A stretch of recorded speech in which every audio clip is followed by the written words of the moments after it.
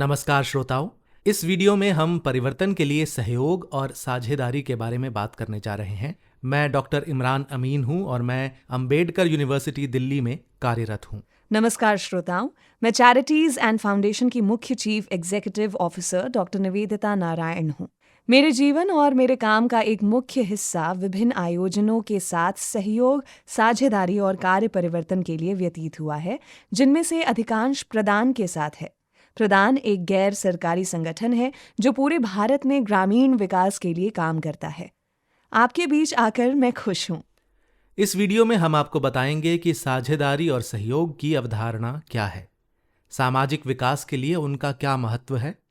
हम विकास के लिए साझेदारी और सहयोग में उपयोग किए जाने वाले विभिन्न दृष्टिकोणों की पहचान करेंगे, सहयोगी कार्य के चरणों और प्रक्रियाओं की रूपरेखा प्रस्तुत करेंगे।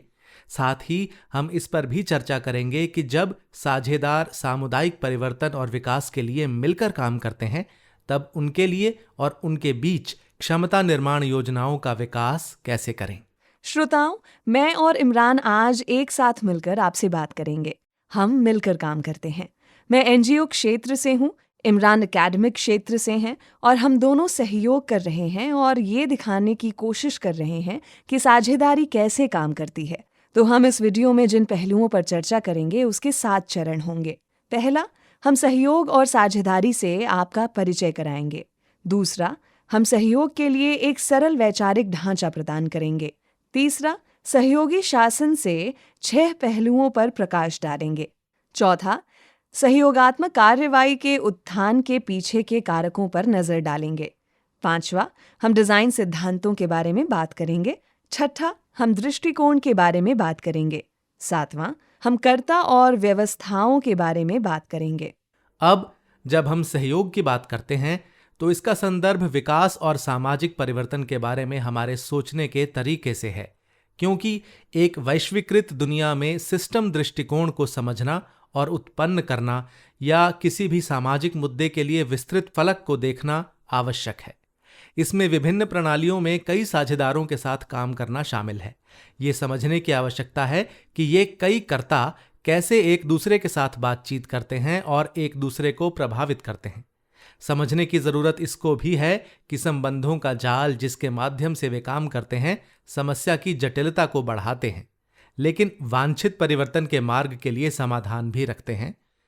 साझेदारों के बीच सहयोग और साझेदारी के लिए ये सोचना जरूरी है कि परिवर्तन कैसे होता है और इस तरह के बदलाव के लिए क्षमताओं को मजबूत करने के लिए किस तरह के पुनर्विचार शामिल हैं। किसी रिश्ते में होने की स्थिति को संदर्भित करने के लिए साझेदारी का लेबल का उपयोग किया जाता है। ये कानूनी रूप से निर्दिष्ट संयुक्त अधिकार और जिम्मेदारियां हैं। दूसरी ओर सहयोग का अर्थ सहश्रम करना या एक साथ कार्य करना है, जो एक साथ कार्य करने का सक्रिय रूप है, जहां प्रतिभागी संसाधन एकत्र करते हैं और उन्हें प्रभावी अभ्यास में परिवर्तित करते हैं। हम इस वीडियो में सहयोग और साझेदारी की बात करेंगे और हम इसे 2 तरह से देखते हैं। पहला अंतर व्यक्तिगत, अंतर संगठन, अंतर समूह है, जो घटकों, व्यक्ति, संगठन या समूहों के बीच अधिक से अधिक एकीकरण को दर्शाता है। दूसरा, हम इसे बहु व्यक्तिगत, बहु संगठन, बहु समूह के रूप में भी देखते हैं, जहां प्रतिभागी अपनी विशिष्ट पहचान बनाए रखते हुए एक साथ काम करते हैं। सहयोग के वैचारिक ढांचे की बात करते समय प्रतिक्रियाओं को अनुकूलित और नए ढांचे में डालने के लिए क्रॉस बाउंड्री, बहुसंस्थागत व्यवस्थाओं को एक शब्द में सहयोगात्मक शासन कहा जा सकता है। सामूहिक निर्णय लेने की प्रक्रिया औपचारिक, सर्वसम्मति उन्मुख और विचार विमर्श वाली होती है। तो निवेदिता, सहयोगी शासन के आकस्मिक मॉडल के मूल कारक क्या हैं? प्रिय श्रोताओं, आकस्मिक के संदर्भ में विभिन्न कारक क्या हैं? आइए नजर डालते हैं 3 चीजों पर। सबसे पहले शुरुआती स्थितियां, संस्था के डिजाइन और नेतृत्व पर विचार कीजिए। शुरुआती स्थितियां क्या हैं? भरोसे का स्तर क्या है? संघर्ष के बिंदु क्या हैं? सहयोग के दौरान संसाधन या दायित्व कौन से हैं? मैं चाहूंगी कि आप ब्लॉक 2 में सामाजिक पूंजी पर हुई चर्चा को याद करें। उस चर्चा में सामाजिक पूंजी या समूह क्या है? साथ ही आपको संस्थागत डिजाइन को भी ध्यान में रखना है। मूलभूत बुनियादी नियम क्या हैं जिनके तहत सहयोग होता है? उम्मीदें क्या हैं? मानदंड क्या हैं? आप किस प्रकार की सांस्कृतिक व्यवस्थाओं में सहभागिता करते हैं? और तीसरी बात जो मैं यहाँ बताना चाहूंगी इमरान, वो है नेतृत्व। प्रिय मित्रों, नेतृत्व बहुत महत्वपूर्ण है क्योंकि ये विभिन्न कर्ताओं और सहकारिता में शामिल विभिन्न व्यक्तियों, समूहों और संगठनों के बीच मध्यस्थता और सहूलियत निश्चित करता है। तो इमरान, इसके अलावा और क्या कारक हो सकते हैं? क्या कोई अन्य कारक हैं? जब हम अन्य कारकों पर ध्यान केंद्रित करते हैं तो सहयोगी शासन के वैचारिक ढांचे के 6 पहलू हैं जिनके बारे में हम बात कर रहे हैं। इसमें सबसे पहले व्यापक सामाजिक निहितार्थों को हासिल करने के लिए सामूहिक कार्रवाई का एक नया रूप शामिल होता है। साथ ही इसमें साझेदारों की बहुत ऊर्ध्वगामी विशेषताएं हैं जो अत्यंत व्यवहारिक और स्थानीय समाधान स्वरूप एजेंडा विकसित कर रही हैं। साथ ही जब हम सहभागी सरकारों के बारे में विचार करते हैं, हमें यह समझना होगा कि ये एक अस्थिर, अनिश्चित, जटिल और अस्पष्ट वातावरण में कार्य करती है जिसके लिए अनुकूली नेतृत्व, लचीला शासन और तरलीकृत सीमाओं की आवश्यकता होती है। अब निवेदिता, क्या आप अगले 3 पहलुओं के बारे में विस्तार से चर्चा कर सकती हैं? जब हम सहभागिता के बारे में बात करते हैं तो हमें 3 और वैचारिक पहलुओं पर ध्यान देने की आवश्यकता है। चलिए इन पर नजर डालते हैं। पहला उन सभी लोगों के बारे में है जो इस मुद्दे से प्रभावित होते हैं या जिन्हें ये मुद्दे सौंपे गए हैं। उन्हें वहां रहने और समस्या समाधान के लिए एक साथ प्रतिनिधित्व करने की आवश्यकता है। 5वां पहलू इन मुद्दों को हल करने के लिए बदलाव और अनुकूलन करना। इससे निपटने के लिए प्रत्येक साझेदार या प्रत्येक कर्ता को बदलाव करना होगा। किसी के लिए ऐसा करना काफी नहीं है। और अंत में सामाजिक नवाचार और परिवर्तन के लिए क्रॉस सेक्टर अधिगम और ज्ञान केंद्रीय पहलू हैं। प्रत्येक कर्ता, प्रत्येक साझेदार को सीखने और सहभागी समूह को एक साथ सीखने की जरूरत है। मुझे लगता है कि हम इन 6 पहलुओं के साथ इस चर्चा को विराम दे सकते हैं। क्यों इमरान? हाँ, मुझे लगता है कि ये 6 पहलू सहयोगात्मक कार्यों को व्यवस्थित करने पर आगे की बातचीत के लिए एक सामान्य समझ देंगे। अब उन कारकों पर आते हैं जिनके कारण सहयोगात्मक कार्रवाई की शुरुआत हुई होगी, जो उन मूलभूत तरीकों में से एक है जिसके संदर्भ में हम वर्तमान में सामाजिक परिवर्तन के बारे में विचार करते हैं। इस श्रृंखला में है वित्तीय संकट जो बार बार होता रहता है, पर्यावरण संकट और जलवायु परिवर्तन जिसका हम रोजाना सामना करते हैं, भूख और भुखमरी के सामाजिक संकट और मोटापे और जीवन शैली की समस्याएं, सामाजिक असमानताएं और अन्य प्रकार के संकट हैं जिनके कारण किसी भी सामाजिक परिवर्तन में शामिल विभिन्न कर्ताओं को एक साथ आने और ऐसे मुद्दों पर काम करने के लिए प्रेरित किया गया है। अब हम उन तरीकों को देखते हैं जिनमें पिछली कार्यान्वयन प्रक्रियाएं राज्य या बाजार के नेतृत्व वाले दृष्टिकोण पर केंद्रित थीं। उस द्वंद्व ने कई विफलताओं और संकटों को जन्म दिया था जिनका हमने पहले उल्लेख किया था। तो निवेदिता, जब आप सहयोगी शासन के उदय के पीछे के कारकों की बात करती हैं या उसके बारे में विचार करती हैं, तो किन अन्य पहलुओं पर सोचती हैं? प्रिय श्रोताओं और इमरान, मुझे लगता है कि सहभागिता के इस दृष्टिकोण के उदय के पीछे कारक 2 कारणों से बहुत महत्वपूर्ण है। पहला, ये हमें बताता है कि सहयोग क्यों महत्वपूर्ण है। दूसरे के बारे में आप इन 3 वजहों में देखेंगे जिसके बारे में मैं बात करने वाली हूँ। पीछे मुड़ने का कोई विकल्प नहीं है। सहभागिता एक आवश्यकता है। यदि आप सहभागिता नहीं करते हैं तो आप मर सकते हैं। आइए इन तीनों पर गौर करें। पहला, जब तक हम स्थानीय ज्ञान को मान्यता और वैधता नहीं देते हैं, हमारा ध्यान सिर्फ विशेषज्ञों और उनके ज्ञान पे सीमित रहेगी। इस पर सवाल नहीं उठाया जा सकता। ये बहुत ही जटिल समस्या की आंशिक वास्तविकताओं और आंशिक समाधान की ओर ले जाता है। पेचीदा समस्याएं या जटिल समस्याएं जिसमें अधूरी या विरोधाभासी जानकारी एक विशेष भूमिका निभाती है और बदलते संदर्भ के साथ जटिलता और बढ़ती है। इसकी चर्चा हम पहले के वीडियो में कर चुके हैं। मैंने स्वयं विकास के लिए संचार में और समूहों पर ब्लॉक 1 के वीडियो में इस पर चर्चा की है। ये जटिलता से निपटने के लिए एक समाधान, तरीके, तंत्र के रूप में सहभागिता का उदय हुआ था। और अंत में समस्याएं क्या हैं और स्थानीय से वैश्विक तक समाधान क्या है। इन बातों को समझने के लिए कई स्तरों पर कई साझेदारों को शामिल करते हैं। हम वास्तव में उन मुद्दों को संबोधित कर सकते हैं, अन्यथा हम सिर्फ स्थानिक और चिरकालिक हैं और हम बदलाव नहीं कर रहे हैं। जैसे कुपोषण, भूख से जुड़े मुद्दे, सामाजिक परिवर्तन से जुड़े मुद्दे, लिंग हिंसा, उत्पादन प्रणाली जो गरीबों को निम्न स्थिति में पहुंचाती है। आप कह सकते हैं इसमें कई साझेदार शामिल हैं। आपको क्या लगता है इमरान, हमें इसके बारे में क्या करना चाहिए, कैसे विचार करना चाहिए? अब जब हम इन कारकों का सामना करने या उनसे निपटने की कोशिश कर रहे हैं जिन पर अभी निवेदिता ने चर्चा की है, मुझे लगता है कि हमें इस बारे में कुछ स्पष्टता की आवश्यकता है कि हम सहभागिता कैसे डिजाइन करें।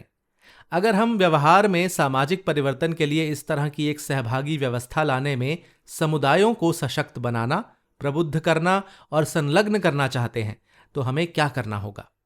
मुझे लगता है कि जिन 8 सिद्धांतों के बारे में हम बात करने जा रहे हैं, उनमें से पहला आम लोगों को पहचानना, उन्हें सक्षम बनाना और प्रोत्साहित करना, ताकि वे इन परिवर्तनकर्ताओं के साथ कार्य करने के लायक बने। साथ ही उन्हें केवल सामाजिक परिवर्तन के प्राप्तकर्ता होने के बजाय अपनी परिसंपत्ति का खाका बनाने और उन्हें जुटाने में तथा सामाजिक परिवर्तन के प्रभावी उत्पादक बनने में सक्षम बनाना है। उन्हें सामाजिक परिवर्तन की इस प्रक्रिया को संचालित करने में सक्षम होना चाहिए। तो निवेदिता, आपको क्या लगता है कि अगला सिद्धांत क्या होना चाहिए? तो इमरान, आपने 8 में से एक सिद्धांत पर चर्चा की। मैं 3 और पर विचार करूंगी।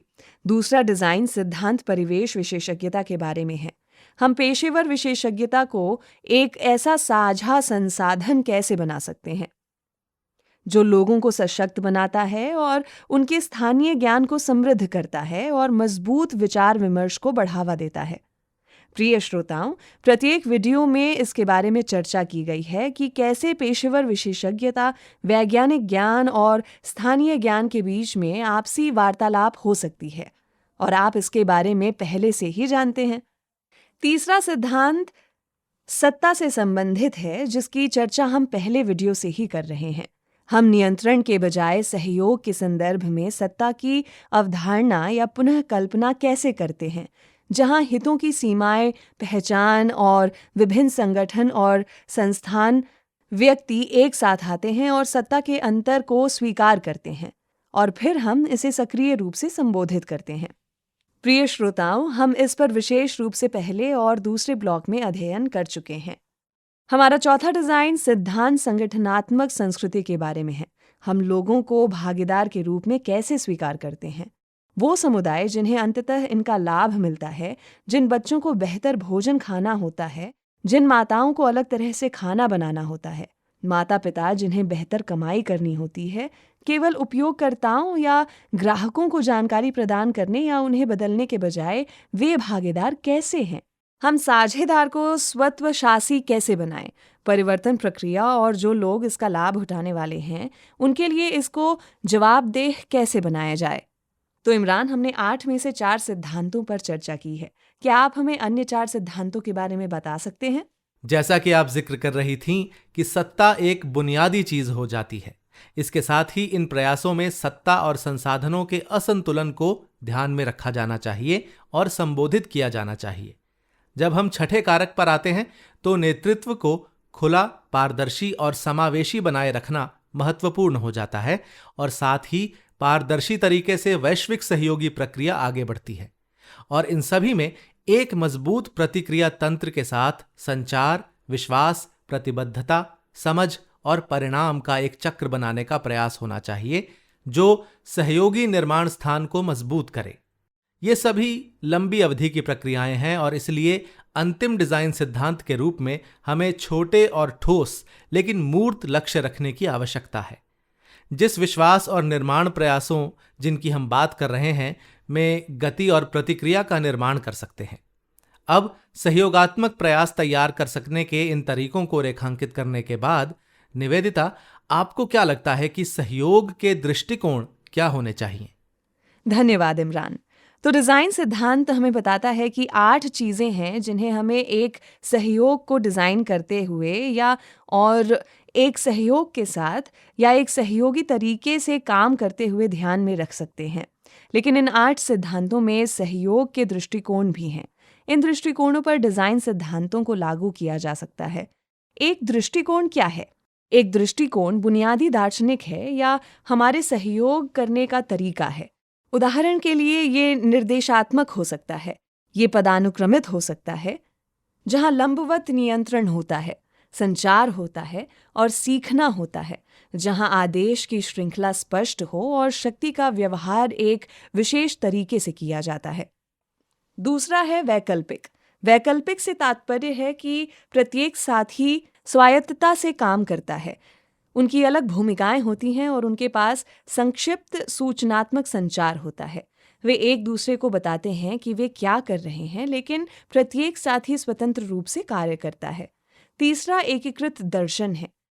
इस मामले में भागीदारों के सभी साझेदारों के बीच समझ बातचीत के माध्यम से, संचार के माध्यम से बनाई जाती है, जहां भूमिकाएं अलग होती हैं लेकिन सीमाएं इतनी कठोर नहीं होती। सीमाएं, जैसा कि हमने पिछले वीडियो में चर्चा की थी।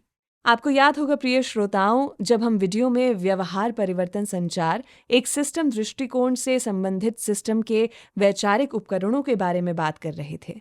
एकीकृत दृष्टिकोण में सभी शामिल भागीदारों द्वारा सीखने की स्वीकृति भी होती है। ये दूसरों पर भी लागू हो सकता है, लेकिन हो सकता है कि 1 या 2 भागीदारों में सीखने की क्षमता कम हो। जब हम सहयोग के बारे में बात करते हैं तो इमरान, हमें और कौन सी बातों पर विचार करना चाहिए? निवेदिता, जब हम सहयोग के बारे में बात कर रहे हैं तो मुझे लगता है कि एक महत्वपूर्ण कारक जो आपको ध्यान में रखना चाहिए वो ये है कि इन कई स्तरों पर सहयोगी प्रक्रिया में शामिल कर्ता भी बदल गए हैं। न केवल पहले के कर्ता विकसित हुए हैं और एक अलग रूप बन गए हैं, इसके साथ ही नए कर्ता भी उभर रहे हैं। अब पहले के कर्ताओं को और वे कैसे बदल गए हैं, इस बात को समझाने के लिए मैं ये उल्लेख करना चाहूंगा कि कैसे लाभ के मकसद से संचालित होने वाले लाभ संगठन अब सामाजिक नवाचार के लिए अनुसंधान और विकास करने के लिए अनुप्रेरित हुए हैं। साथ ही वे सामाजिक परिवर्तन लाने के लिए CSR पहल और परोपकार के उपाय कर रहे हैं। इसी तरह NGO या गैर सरकारी संगठन एक विशेष नीति के पैरोकार से सामाजिक परिवर्तन के सक्रिय भागीदार होने के रूप में विकसित हुए हैं, जहां वे नए दृष्टिकोणों का प्रयोग और पायलट करते हैं।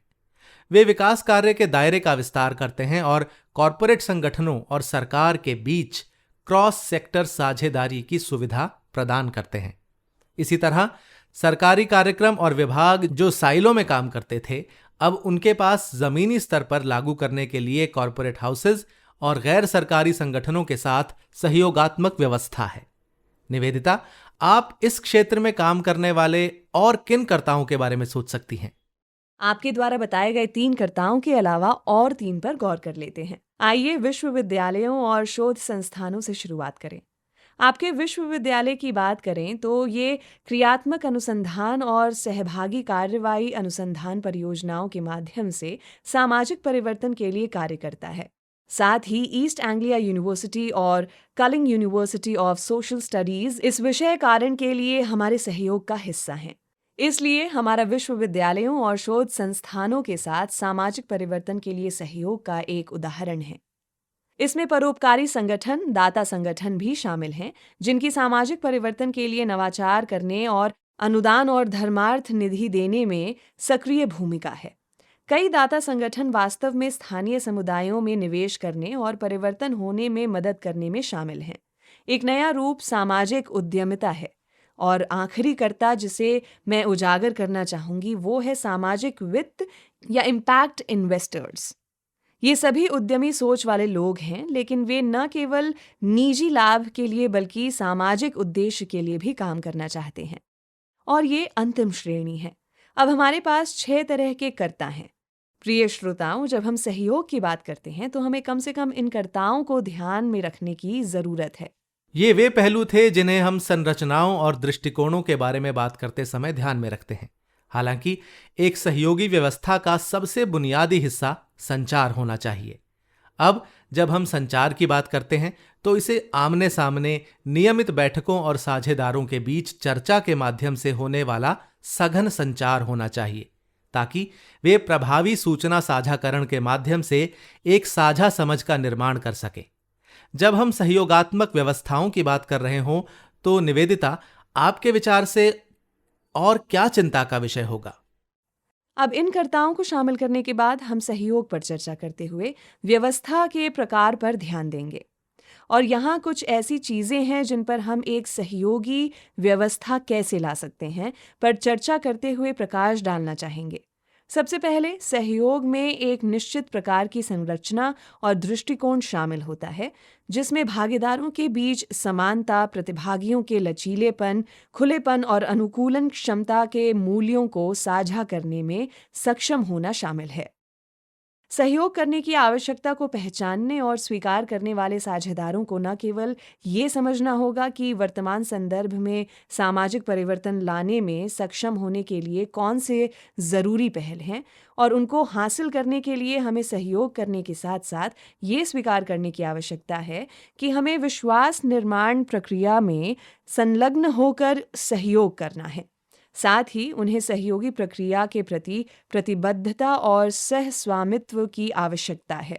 आपने जिन 2 पक्षों पर चर्चा की है, उनके बाद मैं 4 और पक्षों पर विचार करूंगी। हालांकि इससे पहले कि मैं ऐसा करूं, मैं चाहूंगी कि श्रोता अपनी स्मृति में थोड़ा पीछे जाएं।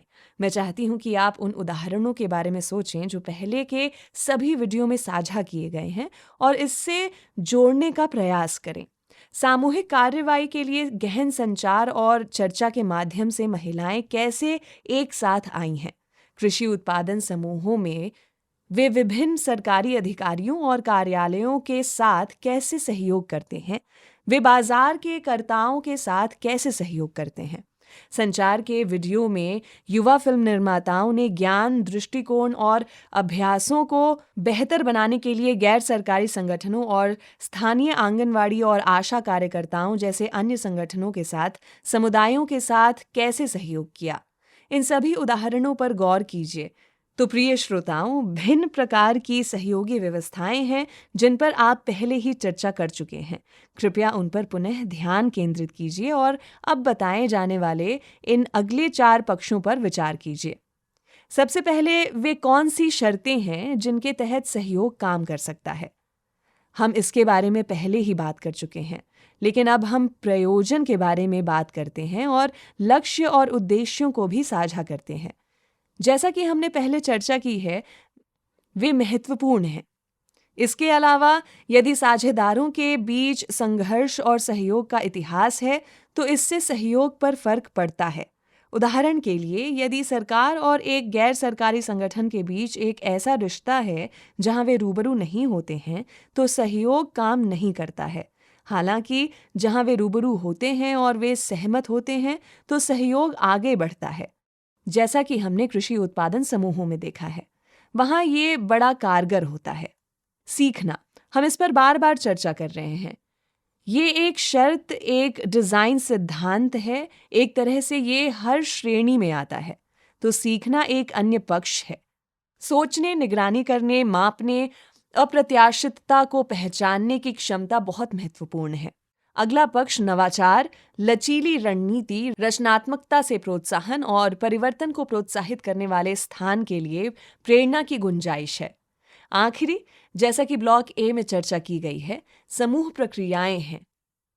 समूह प्रक्रियाएं परिवर्तन, भूमिकाओं को साझा करने में विश्वास, समूह के प्रति प्रतिबद्धता, शक्ति और संसाधन, असंतुलन से निपटने और व्यक्तियों और समूहों और सत्य के समूहों की भूमिकाओं और जिम्मेदारियों को समझने के लिए केंद्रीय स्थिति है। प्रिय शिक्षार्थियों, कृपया उन्हें इन संदर्भ में जोड़ने की कोशिश कीजिए। और अब इमरान आपके साथ एक अभ्यास कार्य साझा करेंगे। जैसा कि निवेदिता उल्लेख कर रही थी, हमारे पास अलग अलग अध्यायों में, अलग अलग वीडियोस में सभी अलग अलग तरह से और लोगों के एक साथ आने और सहयोग में काम करने के तरीकों का एक पूरा सेट है। मैं आप सभी को उन वीडियोस पर एक नज़र डालने को और ये देखने को कहूँगा कि उनमें से कौन सी केस स्टडी आपको सहयोगी कार्य के लिए सबसे दिलचस्प लगी। मैं यहाँ एक अंतिम बात कहना चाहती हूँ कि स्थायी आजीविका सत्र में सामूहिक कार्य पर और ब्लॉक 1 में समूह प्रक्रियाओं पर मेरा वीडियो इससे संबंधित है। ब्लॉक 1 समूहों में सहयोग करने वाले व्यक्तियों के बारे में है और ब्लॉक 2 स्थायी सामूहिक कार्रवाई के लिए सहयोग करने वाले समूहों के बारे में है। प्रिय श्रोताओं, इस सत्र में हमने संगठन और साझेदारों के सहयोग को देखा और इसे सहयोगात्मक कार्य कहा जाता है। इसलिए समूह कार्य, सामूहिक कार्य और सहयोगात्मक कार्य हमें परिवर्तन प्रक्रिया में काम करने में मदद कर सकते हैं। आप सबका धन्यवाद। अब हम आपको संदर्भ भी दिखाना चाहेंगे और अब हमारी अंतिम स्लाइड जो भागीदारों के बारे में है। शुक्रिया इमरान। शुक्रिया निवेदिता।